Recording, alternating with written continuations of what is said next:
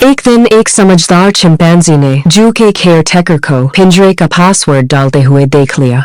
उसने चुपचाप पूरा कोड याद कर लिया। रात होते ही वह पिंजरे से बाहर निकला, पासवर्ड डाला और कर्मचारियों वाले रास्ते से होते हुए जू की छत तक पहुंच गया। लेकिन उसका मकसद भागना नहीं था। वह सीधे अपने पुराने मालिक अर्जुन के घर पहुंचा। वहां एक फ्रिज में उसे खास तरह का न्यूरो वायरस मिला जो चिंपैंजियों की बुद्धि को और बढ़ा सकता था। वह सारी शीशियां उठाकर वापस जू ले आया और रात में सो रहे सभी चिंपैंजियों के बीच वायरस फैला दिया। अगली सुबह कुछ अजीब हुआ। सभी चिंपैंजी असामान्य रूप से शांत थे और उनकी आंखों की पुतलियां हरी हो चुकी थीं। उनका नेता सीजर एक एक की जांच कर रहा था। जिनकी आंखें हरी हो चुकी थीं, सिर्फ उन्हें ही बाहर जाने की अनुमति मिल रही थी। जू का मैनेजर यह देखकर हैरान था कि जो चिंपैंजी हमेशा शोर मचाते थे वे अब पूरी अनुशासन के साथ एकजुट होकर रह रहे थे। लेकिन उसने इस बदलाव को गंभीरता से नहीं लिया। रात में जब सभी चिंपैंजी अपने पिंजरों में लौट गए तभी केयरटेकर ने देखा कि सीजर अकेला बाहर खड़ा है।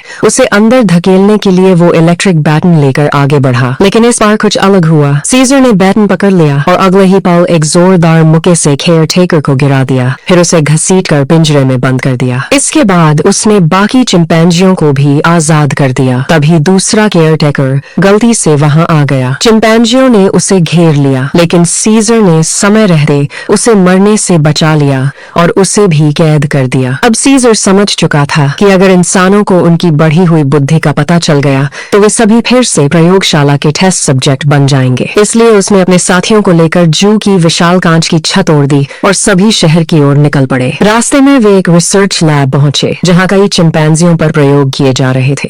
उन्होंने लैब के कैमरे नष्ट कर दिए और अपने साथियों को छुड़ा लिया। जब लैब का मालिक वहां पहुंचा तो पूरी बिल्डिंग चिंपैंजियों से भरी हुई थी। उधर पुलिस और सुरक्षा बल उनके पीछे लग चुके थे। सीजर अपने झुंड को रेडवुड जंगल की ओर ले जाना चाहता था, लेकिन रास्ते में उन्हें भारी पुलिस बल ने घेर लिया। तब सीजर ने अपने साथियों को 3 टीमों में बांट दिया और एक शानदार रणनीति बनाई। कुछ चिंपैंजी पुल के ऊपर से गए, कुछ नीचे से, और सीजर खुद बाकी साथियों के साथ सामने से भिड़ गया। जल्द ही पुल पर इंसानों और चिंपैंजियों के बीच जबरदस्त लड़ाई छिड़ गई। सीजर ने एक बस को ढाल की तरह इस्तेमाल किया और पुलिस की गोलियों से अपने साथियों को बचाया। धुंध के बीच वह घोड़े पर सवार होकर निकला और उसके इशारे पर बाकी चिंपैंजी भी चारों तरफ से हमला करने लगे। देखते ही देखते पुलिस की पूरी लाइन टूट गई। लेकिन तभी एक हेलीकॉप्टर आ गया और उसने भारी फायरिंग शुरू कर दी। कई चिंपैंजी घायल हो गए। सीजर ने एक लोहे की चेन से हेलीकॉप्टर को रोकने की कोशिश की, लेकिन तभी उसका सबसे वफादार साथी बक उसके सामने आ गया